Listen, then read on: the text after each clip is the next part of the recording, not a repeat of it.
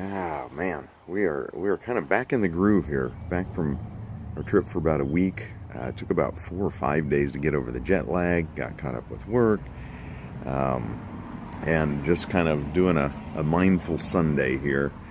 Um, Everything was starting to bloom as we were leaving, and we just love to watch everything come back alive from spring. We start with I think it's usually daffodils start poking up in February, and just means the world's coming back.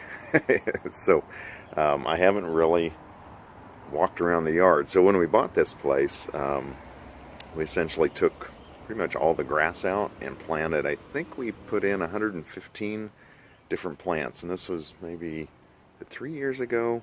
We kind of argue about this, whether it was 3 years ago or 2 years ago, or it wasn't 4 years ago yet. So we really, or we, Tanya picked just really fun plants that bloom at different times of the year. So we really kind of keep an eye on what's going on in the yard, and it's just one of the simple things that we like to do, simple pleasures. So I was going to go just kind of roam the yard and see what's blooming, what's dying, what's going to be blooming, and we've got some excitement. We're going to end with the big shebang. We planted a persimmon tree. Tanya's dad loves persimmons, so we planted a persimmon tree for him, and I think we have fruit coming on. It hasn't fruited. They say it can take 2 to 7 years for a persimmon to fruit, so we're not sure what kind we have and when that does, so we'll take a look at what's going on there too. But just do a quick tour of the yard, and I was going to plant like 2 things this year for my garden. Went to the nursery yesterday and got a few more than that, but one of the key things is really basil, since Thai basil is a big thing. We love basil anyway, and then also some peppers, and well, I'll show you. So let's hit the tour here. All right, so I've got everything lined up to easy to see. So I went to Yard and Garden Land. So I have Thai hot peppers. This is a big thing that you do muddle. You use a mortar and pestle to make sauces. And sriracha, I didn't realize that that's an actual type of pepper. I thought sriracha was the sauce that came from a pepper, but I didn't know. Maybe they've just named it now sriracha because it's a hot thing. And then zucchini. We had 12 of them last year. I'm just doing one. I got a little overwhelmed.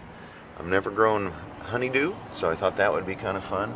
And then sweet tomatoes, or the sweet 100s. These things are like candy. And then we have Thai sweet basil, Thai basil, and then spearmint for some mojitos, and then Asian cucumbers, and then some leaf lettuce. So wanted to eat more greens and natural stuff, so we'll do that this year.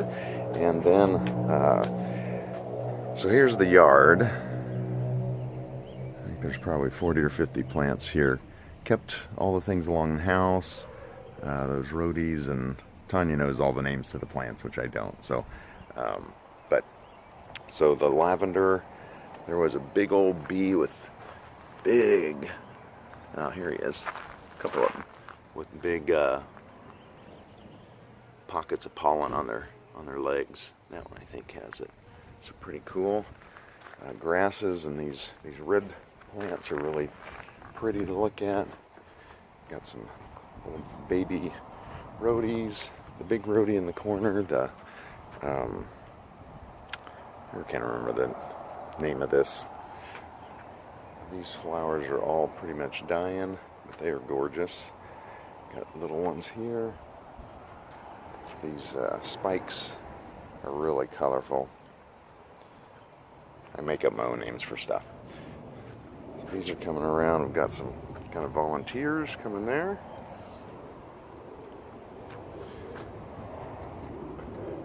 Hinoki tree. These are really growing this year. My goodness. We lost a couple of these red plants to some mites of some sort. They built webs. So these will be blooming. I love this tree. It's kind of like the Asian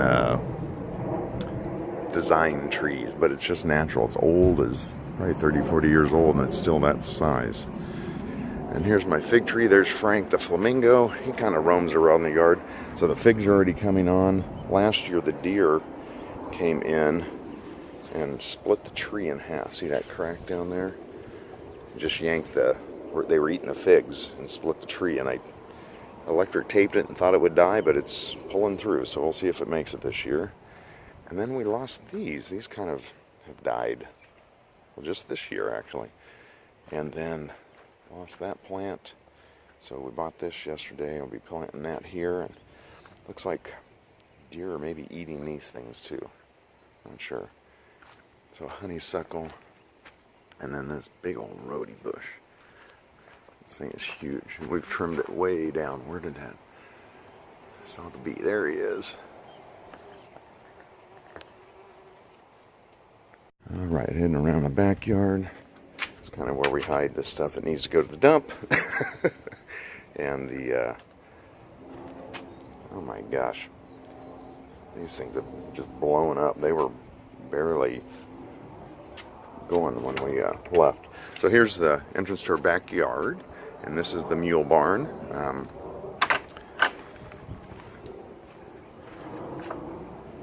Just everything's really lush right now.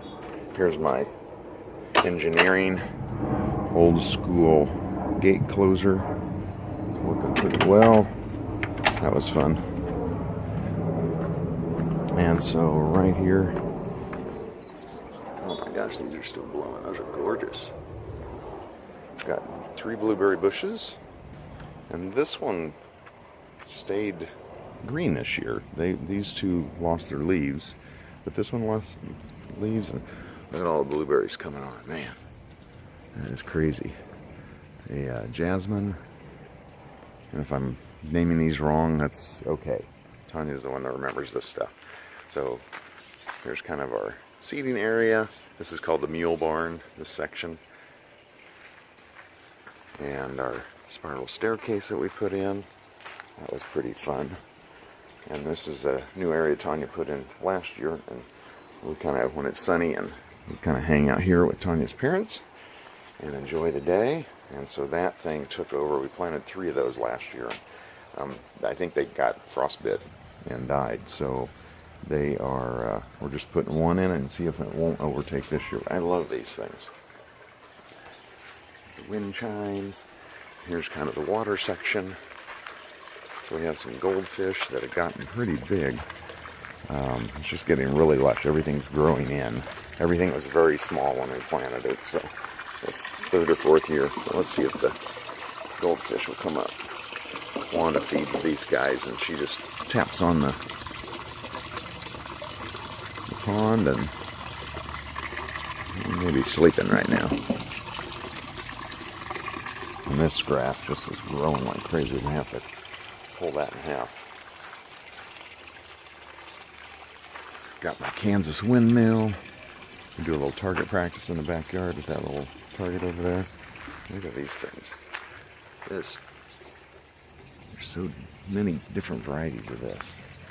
And here's Almond Wanda's bird feeder center. Our new trees actually started putting some leaves on finally. We thought they had died over the winter. And there's, kind of take this haphazardly here, a jasmine tree, or yeah, not jasmine, lavender tree. And the grapes, we thought they died, but one of them pulled back through, so they are starting to put clusters on. We got like 30 grapes last year, so we're hoping for more this year. This is all the white stuff has lost its bloom already. Back to this side, so we've got some, I think, orange bushes, Mexican orange bushes. They smell like orange. You go up and rub the leaves. Yeah, those are cool. And this is one we're hoping is a fast grower. Over by the fire pit. Came and weeded yesterday and everything. Jeez, I missed so many things. So these are all coming up. I love this. I think we're going to put a weeping something or other back here to kind of create a nice wall there. So just saw that at the store yesterday. These gorgeous.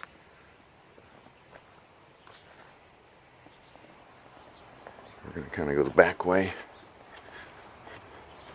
This tree drops all these seeds, this ash, mountain ash, and they are coming up. So we're going to have to come back out here and grub or hoe or something. And there's the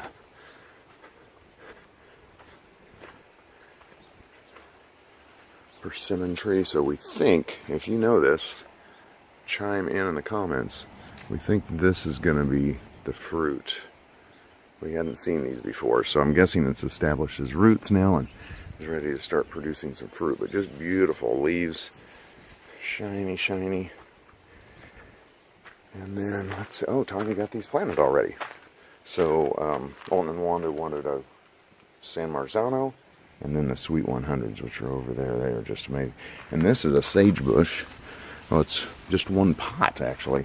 I'll probably be putting in my herbs back here because this retains the heat really well. And we had a Sweet 100 like that one, and then I had one in the front yard last year, and theirs was up to there growing, and mine just didn't do anything. So I think it's much more heated back here. And so that's the kind of the update on where things are at right now. Ooh, I need to get the yard mowed today, and I'll be planting a bunch of stuff as well. Okay, so what do we plant where? I think the peppers are probably going to do better in pots in the back. The zucchini and honeydew need space, so I'll plant those up front, and then I think the rest of the herbs will just go. Oh, and the cucumber. So we'll do these. They need sprawling space, so I've got a kind of a river between the hills over there, I call it. So that's the vegetable river. So we'll be putting these in there, and then these.